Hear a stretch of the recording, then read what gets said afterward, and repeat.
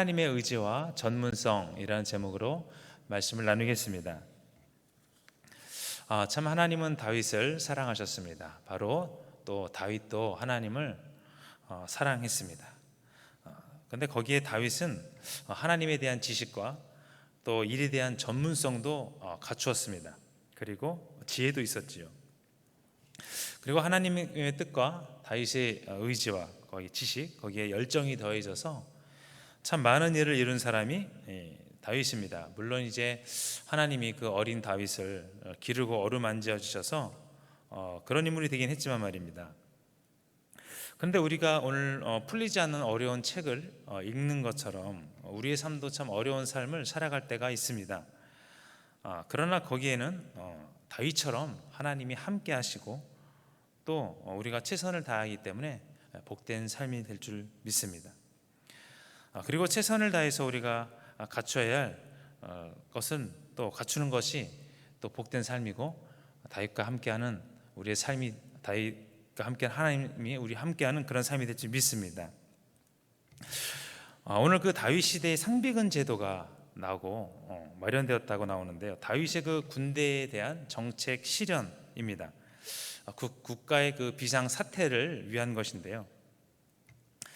이 군대가 12개 반으로 이제 조직되어서 1년을 교대로 이제 복무하는 것입니다.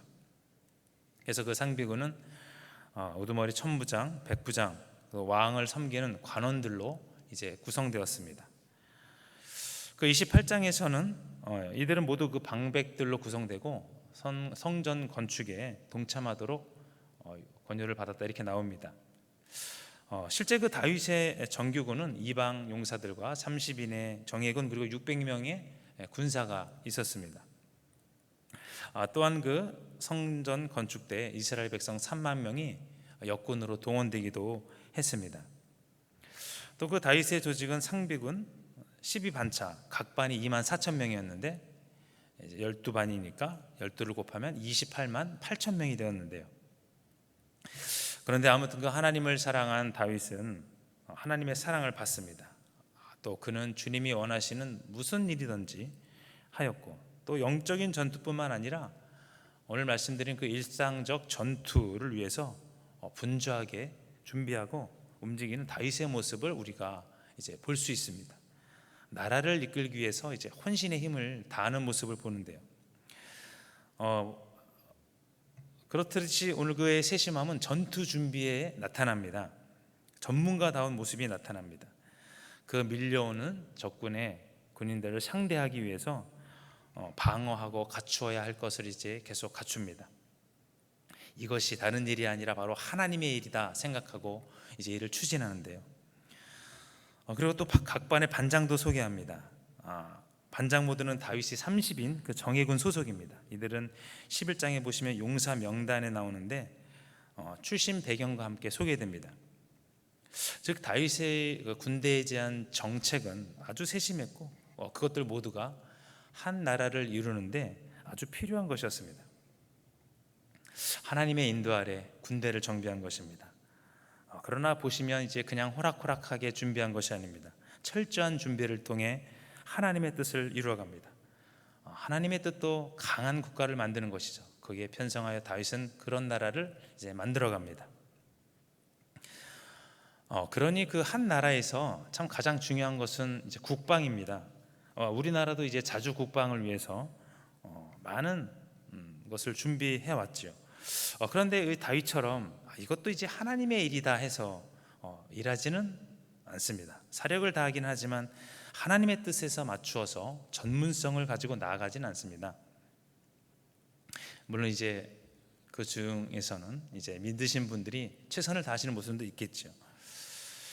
근데 이제 이것이 하나님의 일이다 하고 생각하면 우리는 그 일들을 이제 다른 각도로 바라보게 됩니다. 우리나라 국방도 마찬가지일 것입니다.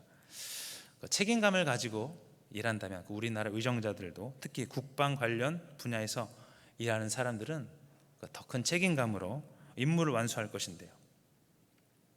또 그 분야에서 특히 믿는 분들은 더욱더 하나님이 기뻐하시는 일을 이제 하게 될 것입니다. 그런데 그 많은 사람들이 소명의 자리에서 주저합니다. 주님이 주신 그 소명을 명령을 소홀히 여깁니다. 그냥 그 생계 수단으로만 이렇게 여겨서 참 발전하지 못할 때가 있습니다. 거기에 주님을 발견하고 주님과 대화하며 또 그곳에서 영적인 자신의 위치를 파악하고 전문성을 길러야 합니다. 사실 소명의 자리에서 우리가 전문성을 가지고 일하는 것은 전쟁터일 수 있습니다.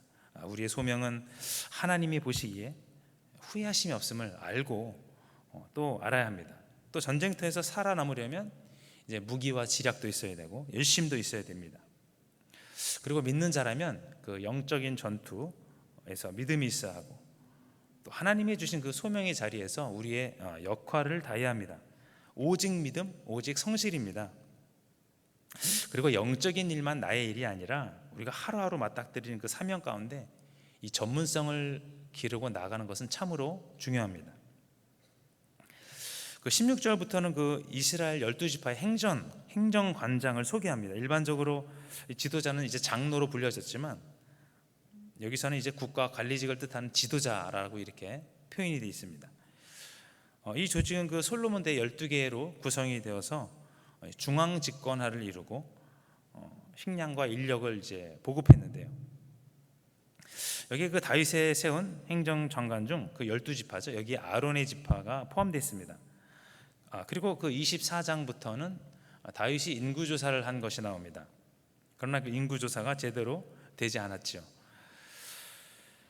그 다윗이 인구조사할 때 요압이 조사를 완수하지 못한 것은 업무 태만이었다 이렇게 나옵니다.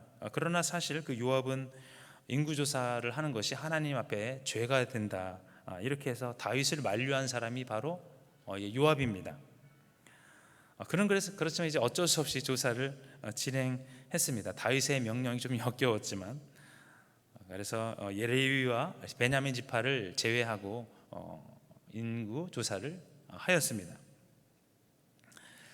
27장에서 갑자기 이 일을 언급하는 것은 자료의 미확보 경위를 설명하고 이스라엘이 이제 징계를 당한 사실을 알리기 위한 건데요. 그래서 요압이 이를 거르쳐 하나님의 진노가 임했다 이것이 아니라 바로 다윗의 인구조사 자체가 하나님의 심판을 불러왔음을 말하고 있습니다. 하나님이 참 좋아하시는 일이 있습니다. 그러나 그 하나님은 그것을 잘 말씀하시지 않습니다. 그러나 우리가 성경을 통해서 우리는 하나님의 원하시는 일이 무엇인지 잘 알 수 있습니다. 오늘 우리나라 유정자분들도 많은 지방들을 관할하기 위해서 노력합니다. 그러나 여러 가지 많은 분란이 있고 또 여러 가지 의견들이 난무합니다. 그러나 그 오늘 보시면 다윗의 그 세심함은 중앙에서부터 행정 관리를 임명하는 데까지 잘 나타나 있습니다. 이것은 그 정의와 공의가 있지 않으면 이런 일을 하는 것은 참 쉽지 않습니다. 그것도 그냥이 아니라 하나님이 명령하신 이제 정의와 공의입니다. 정의와 공의를 하수같이 흘려보내고 나라를 나라답게 만드는 것, 또 우리 개인도 하나님의 뜻에 합하여 정의와 공의를 실현하는 것 어떻습니까? 정말 2000년 전이나 지금이나 꼭 필요하지 않나 생각됩니다. 그래서 하나님의 나라는 다른 것이 아닙니다. 정의와 공의입니다. 그것이 없으면 아무것도 아닙니다. 그 분권적인 행정을 통해서 다윗을 통한 하나님이 정의롭고 공의로운 그런 세계, 이것을 만드는 것, 하나님이 참 기뻐하시는 것입니다. 분권을 통해서 자기의 권력에 어떤 그 남용을 막고 기회를 지방에 주는 것이죠. 정의와 공의로 각 지방의 효율성을 극대화한 것입니다. 그러니 이 기회를 지방에게 준 것은 일종의 자기 부인 아니겠습니까? 우리도 이제 자기 부인을 통해서 정의와 공의를 실현해야 되겠습니다. 그래서 정의와 공의를 통한 전문성 추구도 우리에게 참 필요한 그런 문제인데요. 그것은 이제 상대방을 잘 이해하는 것부터 시작됩니다. 정의와 공의를 실현하는 것은 참 상대방에게 많은 도움을 줍니다. 내 옆에 항상 이웃이 있고 그 이웃은 이제 나의 행동으로부터 많은 영향을 받는다는 것을 안다면 우리가 이제 정의롭고 더 공의로운 행동을 더 잘할 수 있고 전문성을 향하여 더 앞으로 나갈 수 있을 것입니다. 항상 남이 잘 되길 바라고 남에게 좋은 것을 주기 바라는 마음, 그 마음 가운데 이 정의와 공의의 꽃은 활짝 필 것입니다. 그러나 이제 나만 잘 되고 남에게 좋은 것 주기 싫어한다. 그러면 이제 불법이 성행하는 그런 사회가 될 것입니다. 결국 그렇게 되면 그것은 자기에게도 삶에게도 영향이 미쳐서 곧 그것이 화살이 자기에게로 돌아올 것입니다. 그 25절부터는 왕궁의 재산관리구역과 관리자 12명을 소개하는데요. 다윗은 그 재정도 참 잘 다루었습니다. 왕실 소유와 농지와 기업에서 식량을 받아서 그 백성의 세금 부담을 줄여줬다 나오는데요. 그 솔로몬의 12개 행정구가 1년에 한 달씩 왕실 식량을 조달하는데 다윗이 이것을 이제 다윗의 것을 계승했죠, 솔로몬이. 그리고 다윗은 모든 것을 또 하나님께 맞추었습니다. 그러니 이제 하나님 뜻대로 행하니 누구에게도 부작용이 없었습니다. 그 근본에는 항상 사람에 대한 배려가 있었고 자기가 갖추어야 할 실력과 소양이 있었습니다. 그 다윗의 재산 지역은 이스라엘 중서부 지역과 해안, 평야, 산간 지역도 이제 포함됐습니다. 재정 관리는 네 분야로 나누었는데요.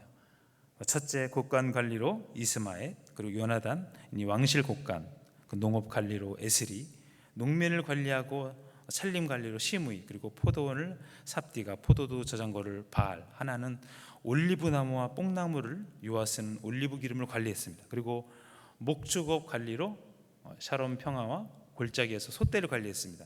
그 외에 또 낙타, 나귀, 양떼, 유목민인 이스라엘 족속과 또 하갈 사람이 당당했는데요. 그래야 다윗은 그 재정 사용에 있어서 부작용을 최소한도로 줄이고 하나님의 뜻에 맞는 그런 인사 정책을 이제 폈습니다. 그렇습니다. 효율적인 재정의 사용은 우리들에게도 필요합니다. 다윗뿐만이 아닙니다. 다윗처럼 우리도 공평하고 효율적인 재물의 사용이 필요합니다. 그래서 이제 넘치지도 또 부족하지도 않은 그런 재정적인 사용은 개인적인 삶뿐만 아니라 그 성경적인 차원에서도 부족함이 없다는 것입니다. 재물의 사용뿐만 아니라 그것을 잘 이제 이용하기 위한 다윗의 인사 정책 관리 방법처럼 우리도 그 창조성을 발휘하고 전문성을 가져서 결국 공평한 하나님의 나라를 이루는데 이제 일조해야 합니다. 결국 하나님의 나라는 공평한 나라입니다.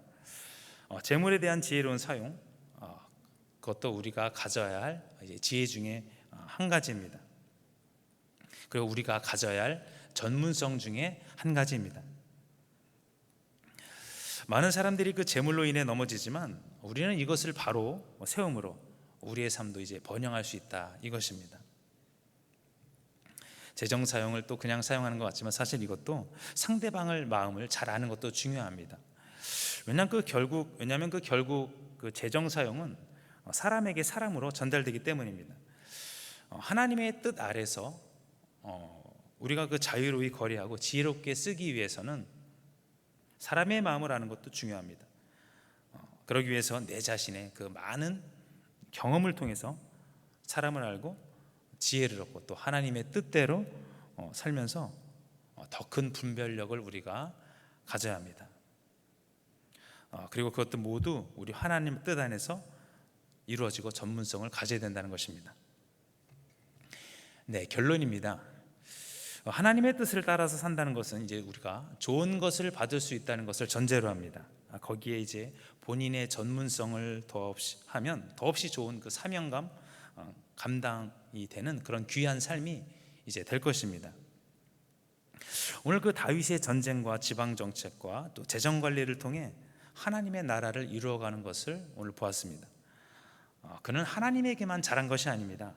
본인의 전문성도 키우고 삶에 적용시킨 이제 그런 인물이었습니다. 우리는 그 하나님에게만 잘하면 된다, 이런 생각을 조금씩은 이제 가지고 있습니다. 물론 그 아주 틀린 말은 아니지만 우리는 그 숨을 쉬고 이 땅에 사는 동안에서도 세상에서도 최선을 다하는 그런 삶을 살아갈 이유도 있다는 것입니다.